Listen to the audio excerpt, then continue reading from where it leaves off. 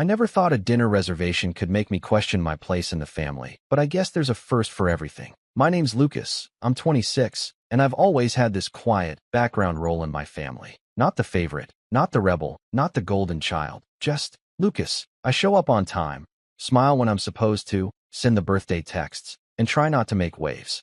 You'd think that would earn me some respect, or at the very least, a seat at the table. Apparently not. Growing up, I always felt like the spare wheel. My older sister, Brielle, was the overachieving golden child, straight A's, captain of every club. Her wedding was the stuff of Pinterest boards. My younger brother, Evan, was the wild card, the jokester, the one who could mess up royally and still get a pass because boys will be boys. And then there was me, the middle child who got decent grades, never crashed the car, and quietly paid my own way through college while everyone fussed over the other two. It wasn't malicious, at least not at first. Just habitual neglect, like I was a background character in their sitcom. My parents, though, now they're the real stars. My mom's the type who thrives on appearances. She loves telling her friends about the kids, especially when there's something brag-worthy involved. She'll post pictures of Brielle's baby bump with long captions about how blessed she is, or share Evan's latest half-baked business idea like he's the next Steve Jobs. Me? I once got promoted to team lead at my tech job and got a dry thumbs-up emoji in the family group chat. So when they announced they were treating the whole family to dinner at this upscale restaurant in the city, I figured maybe, just maybe, they were trying to reconnect. It had been a weird year. A lot of distance, fewer calls, and some friction ever since I turned down their suggestion to move back home for a while. But I let that go. I figured this dinner could be a fresh start. I even dressed up a bit. Nice blazer, button-down shirt, good shoes. I showed up on time, as usual. The restaurant was one of those fancy places with the dim lighting and tiny candles on the tables. Brielle arrived with her husband, Caleb, who always had a smug grin like he was tolerating everyone just to earn points. Evan brought his new girlfriend, someone named Tasha with sharp nails and a louder laugh than the jazz saxophone playing in the background. My parents were already seated when I walked in. Mom waving like she was holding court, Dad checking his watch, and probably calculating the wine prices in his head. "Lucas, you made it," Mom said with that same performative warmth she used when bumping into acquaintances she only half-liked. I gave her a quick hug, nodded to Dad, and greeted the others. Everyone was dressed up. Sipping from wine glasses like this was some royal affair. There were 6 chairs at the table, 3 couples, I noticed. My parents, Brielle and Caleb, Evan and Tasha. I paused, wondering where I was supposed to sit. "There's a small table just over there," Mom said, pointing to a two-top near the window. "We figured it'd be better for you to sit there. You know, since this table's sort of a couple's thing." I laughed, thinking she was joking, but nobody else was laughing. "Wait, you're serious?" I asked. "Don't make a scene, honey," she replied, already turning back to her wine. "We just thought it'd be less awkward for everyone. You'll be more comfortable over there anyway." The waiter came by just as I was trying to process the absurdity of it all. My entire family, sitting together at this long, elegant table, and me, exiled to the kids' table because I was the only one who had the audacity to show up without a +1. I looked at the small table. It wasn't even in the same section. It was pushed near the back, by a window that looked out at a brick wall. No candle, no wine glasses, just 2 plain place settings like an afterthought. I felt like an afterthought. Still, I didn't argue.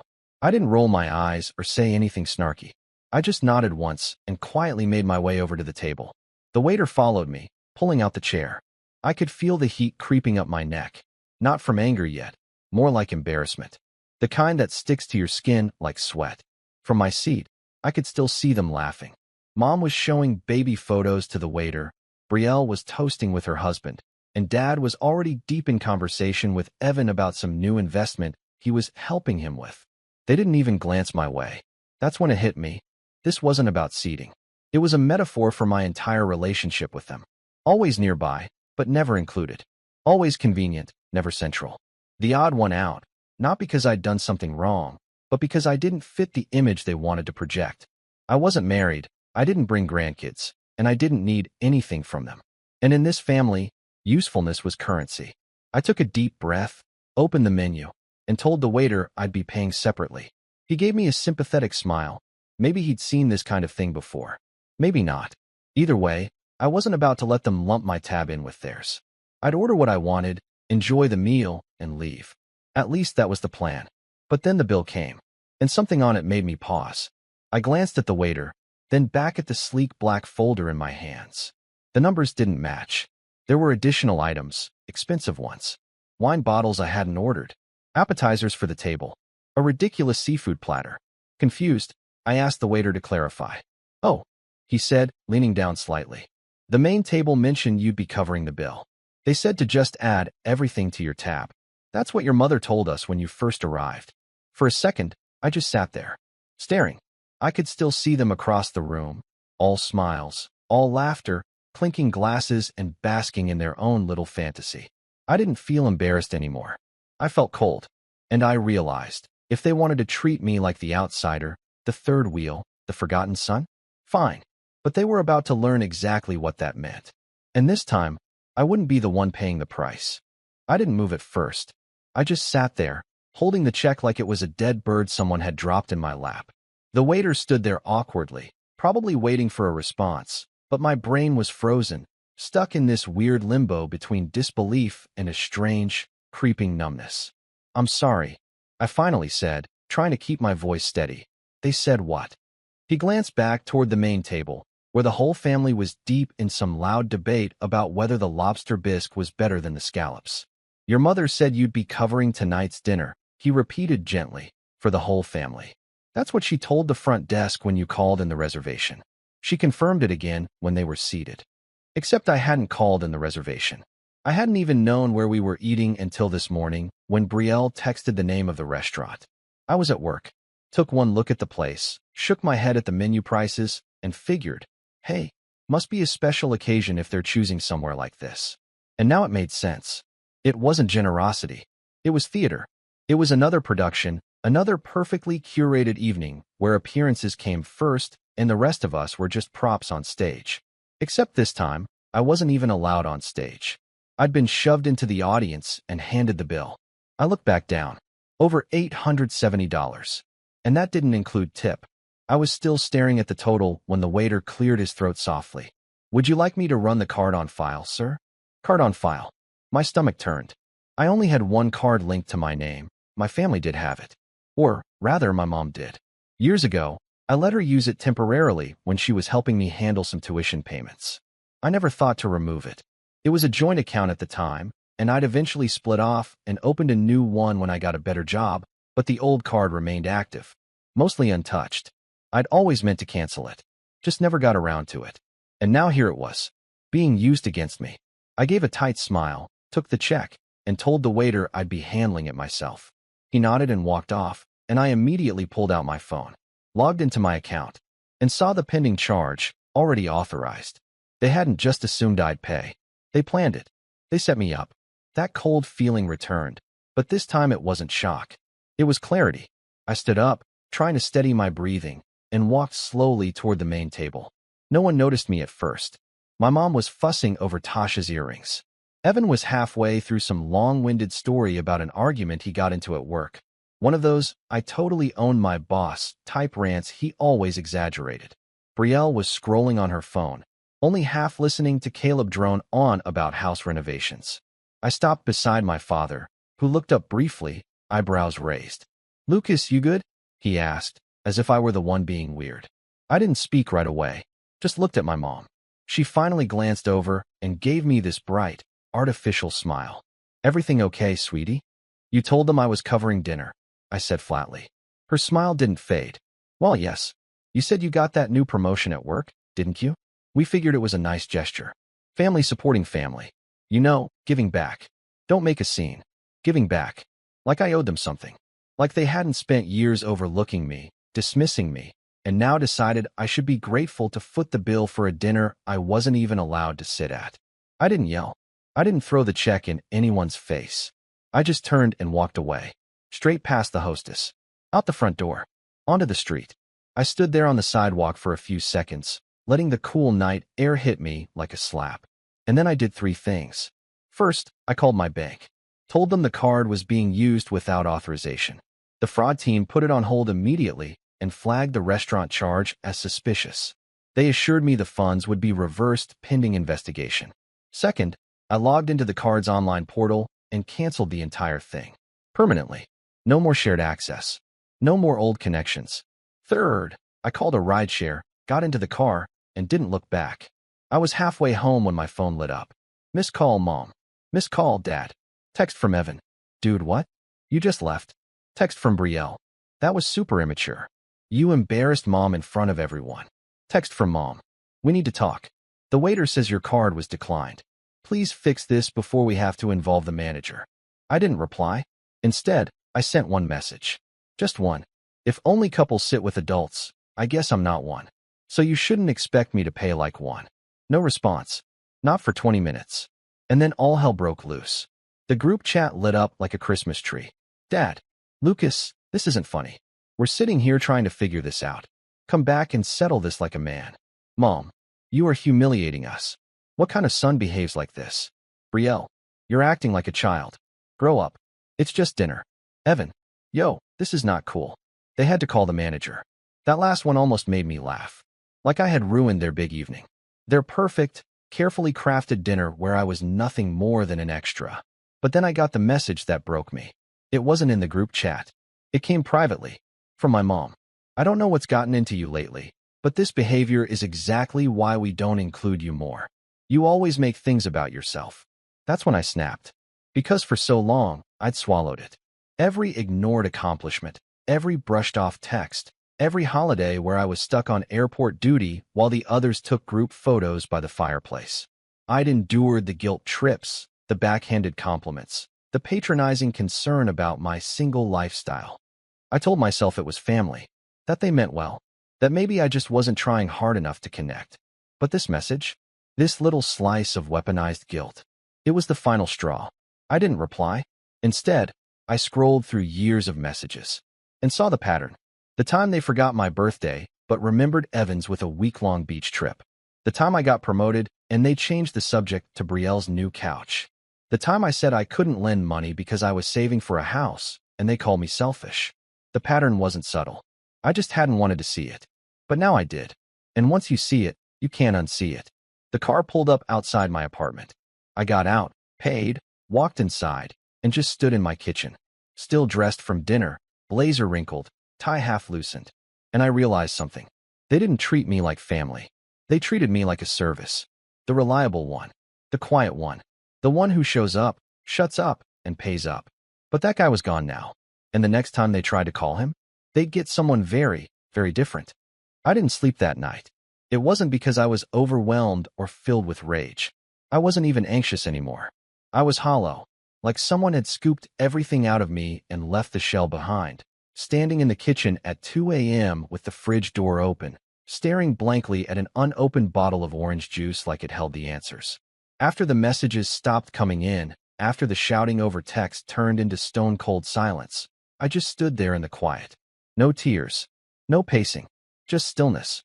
I'd finally called out the people who had sidelined me my entire life, and in return, they made it clear they never saw me as one of them to begin with. I knew I had done the right thing, but it still hurt. That's the part no one tells you about standing up for yourself. It's not empowering right away. Not always. Sometimes, it just feels like you've blown up your entire life, and all you're left with is ringing ears and rubble. I kept checking my phone, like an idiot, waiting for one message. Any message that sounded like an apology, some acknowledgement, even a half-hearted, maybe we should have asked first. But it never came. They went dark. The next morning, I was supposed to head to a family brunch. One mom insisted was part of the whole weekend experience, as if I were on some cruise line I didn't sign up for. I didn't go.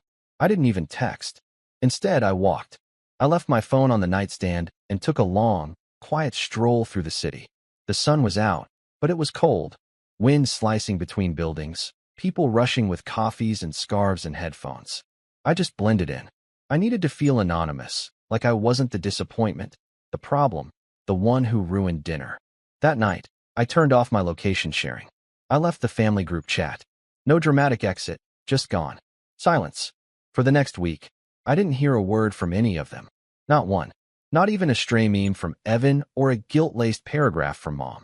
And that silence did something strange. It settled into me like a rock in a stream. Heavy at first, but over time, it became grounding. And then came the crash. Not emotionally, financially. See, that shared card they used? It wasn't just the restaurant bill they tried to dump on me. I'd pulled the statements.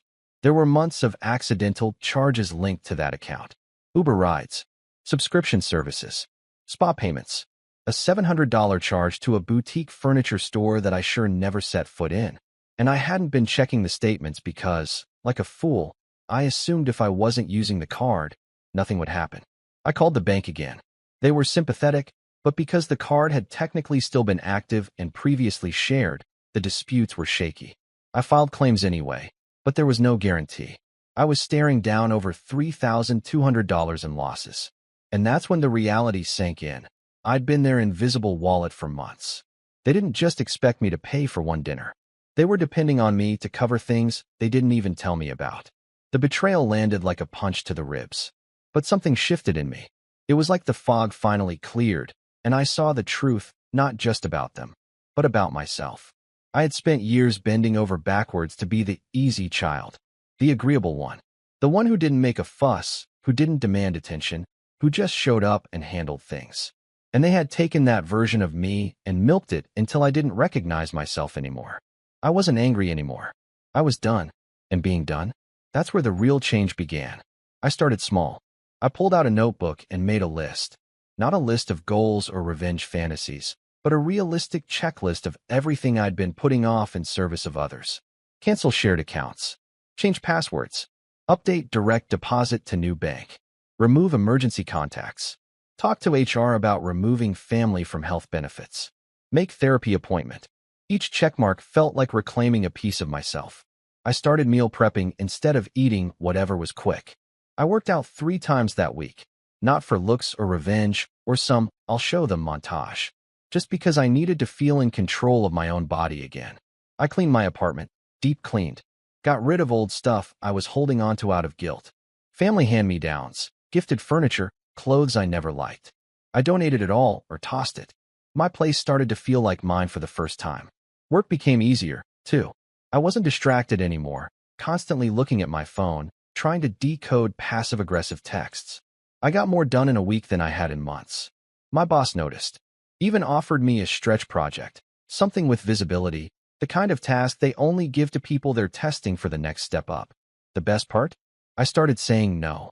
No to random favors. No to staying late because someone else dropped the ball.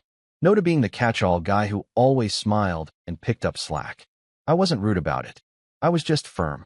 And people respected it. Funny how that works. The world didn't fall apart when I started valuing myself. In fact, it got quieter. I went 3 full weeks with no contact from my family. Not even on Sundays, which used to be their sacred check-in day. I didn't reach out either. Not because I was holding a grudge, but because I finally understood something. I didn't miss them. I missed the idea of family. The fantasy version I'd clung to, where I'd someday be seen and appreciated and embraced as an equal. But that version? It didn't exist. What I had was a transactional, shallow performance of family, and I wasn't signing up for it anymore. Then came the email. Of course it was Brielle. She always fancied herself the neutral party, the peacemaker. Subject line: let's talk. Hey Lucas, I think we all need to just clear the air. Everyone's still a little tense, but this has gotten out of hand. Mom and Dad are hurt. They don't understand why you'd ghost us over one misunderstanding.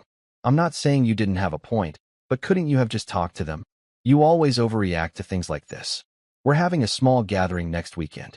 Nothing big. Just family. It would be nice if you came. Let's not drag this out. Life's too short. Brielle. I read it twice. 3 times. And each time, my chest tightened. Not from guilt, but from the sheer predictability of it. You always overreact. There it was. The refrain of my life. The way they minimized everything. The way they painted my boundaries as tantrums. I didn't reply. Instead, I opened a new document and started writing. Not a response, but everything I wanted to say. Not for them. For me. It poured out of me like water from a cracked dam. All the birthdays forgotten.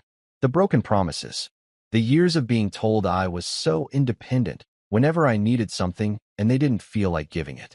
The way my mom weaponized guilt like it was currency. The way Dad only called when he needed tech help or an account explained. The way Evan took and took without a second thought. The way Brielle saw everything and still played the middle.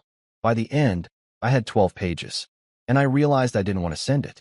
Because they didn't deserve my explanation. They didn't want to understand. They just wanted the version of me who made their lives easier. So instead of replying to Brielle, I booked a weekend trip. Just me, a cabin, and a lake. No signal. No noise. The moment I stepped into that cabin, I felt something shift. A lightness I hadn't felt in years. I brought my sketchbook, something I hadn't touched since college. I made pancakes. I slept in. I sat on the dock with a cup of coffee and didn't do anything for anyone. And I realized something important. You don't have to earn peace. You just have to stop giving it away. And me? I was done giving. The lake was glass that morning. I sat at the edge of the dock, legs dangling, fingers curled around a steaming mug of coffee I'd brewed in the tiny cabin kitchen. No messages. No notifications. Just silence and the soft lapping of water brushing the wooden beams beneath me. Somewhere behind me, a bird sang out, and I smiled. Not because it was beautiful, but because it wasn't someone calling to ask if I could just quickly Venmo them gas money or remind me that your family, Lucas, don't make things weird. For the first time in my adult life, I felt entirely mine. But peace has a funny way of sharpening things. The quieter life got, the clearer I began to see the patterns I had ignored for years.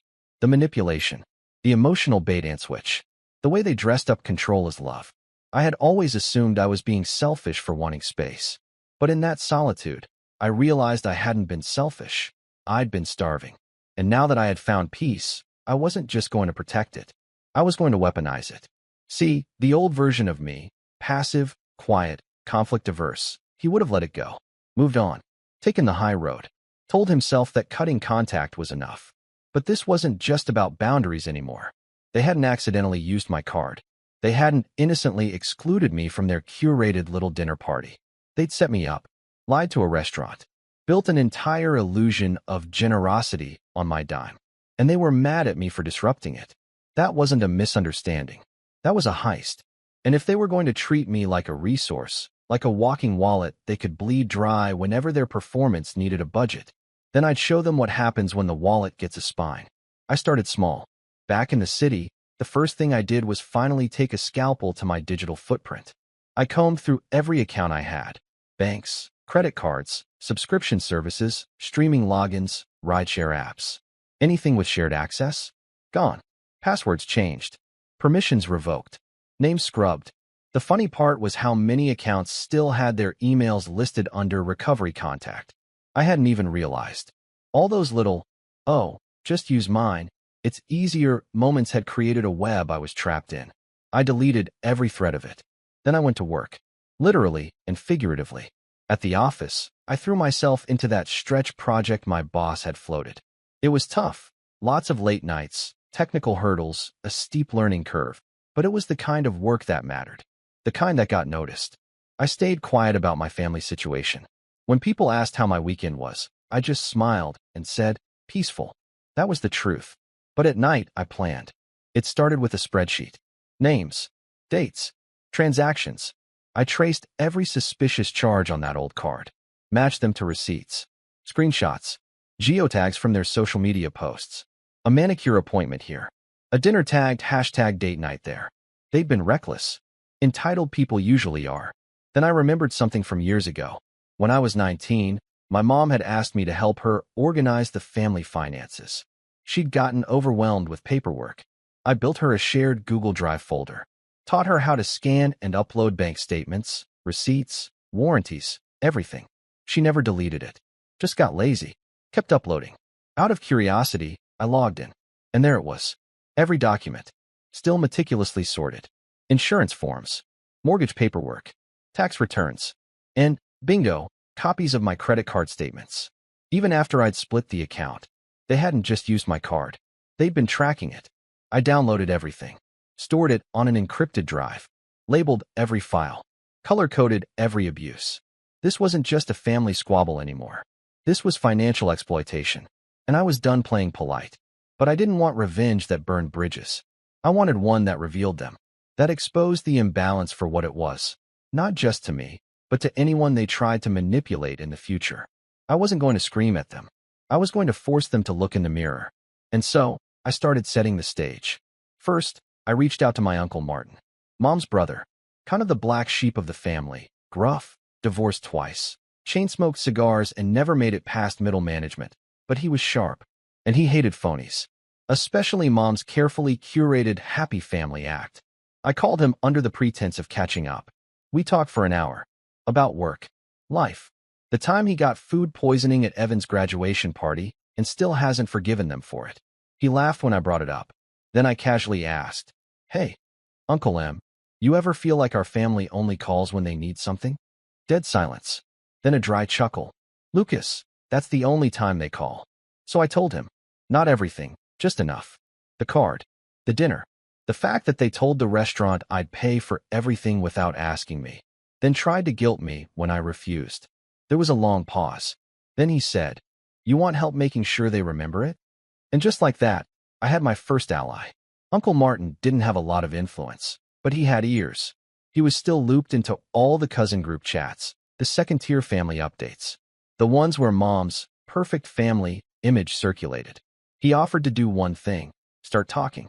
Not dramatically, just the occasional, "You hear what happened with Lucas?" over coffee. A raised eyebrow at a reunion. A slow, "Huh? That doesn't sound like the whole story."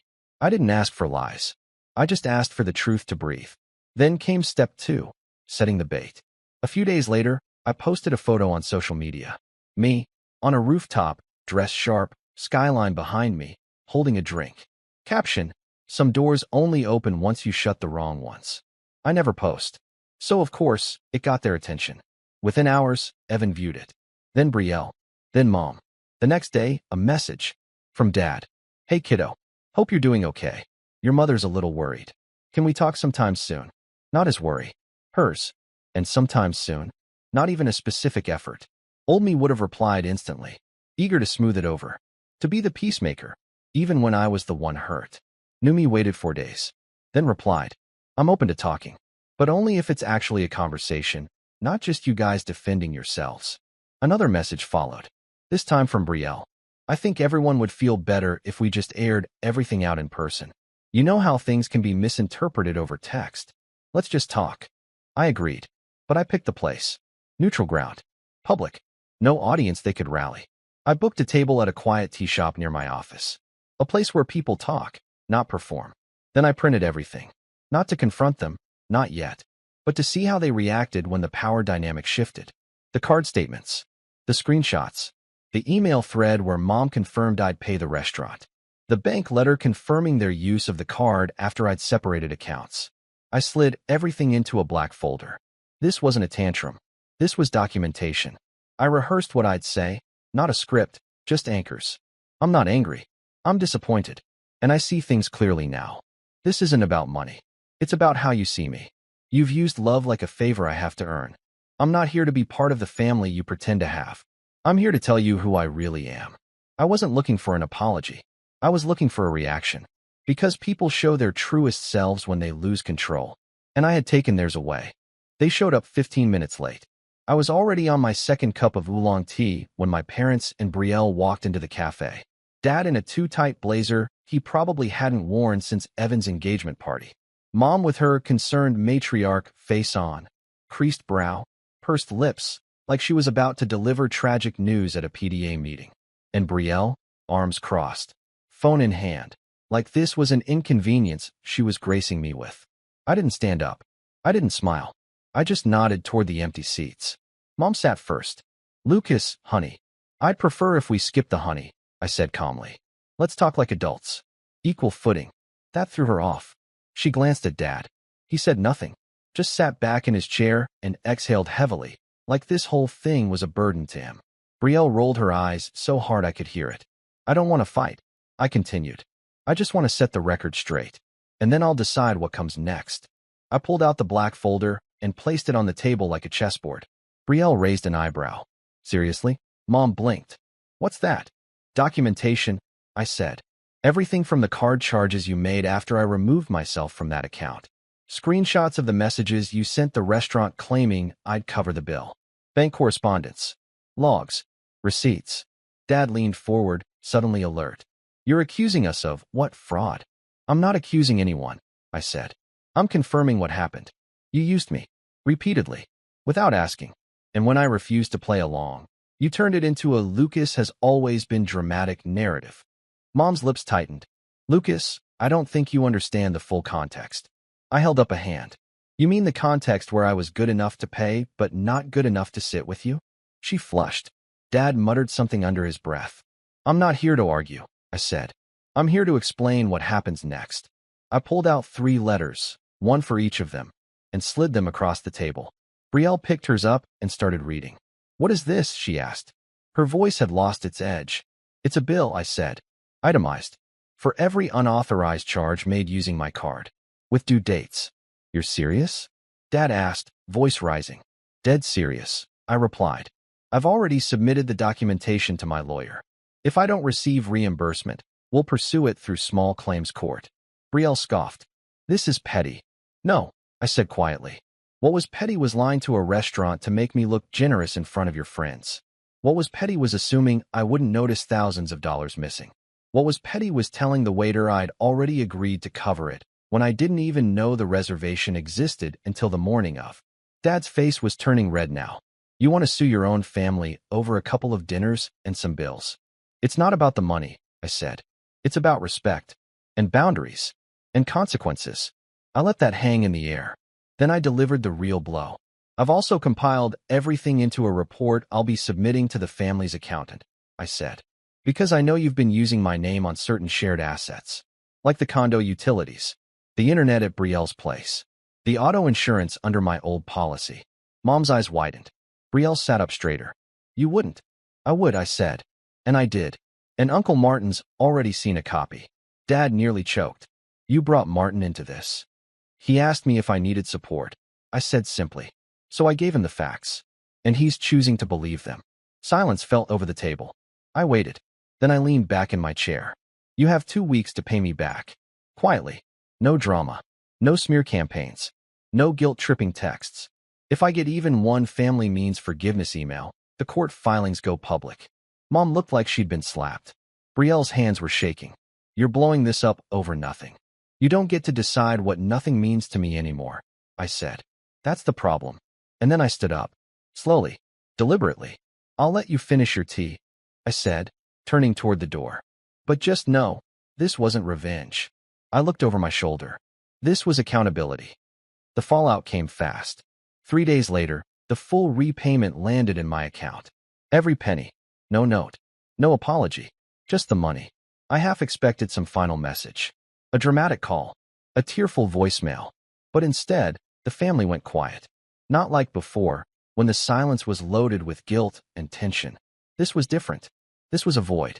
They stopped posting pictures of family dinners on Facebook. Brielle deleted our last group photo from her Instagram. Evan, who had been silent since the night of the restaurant, never even reached out. I guess someone filled him in. Uncle Martin sent me a text. Well done, kid. About time someone popped that bubble. I didn't respond right away. I didn't need to.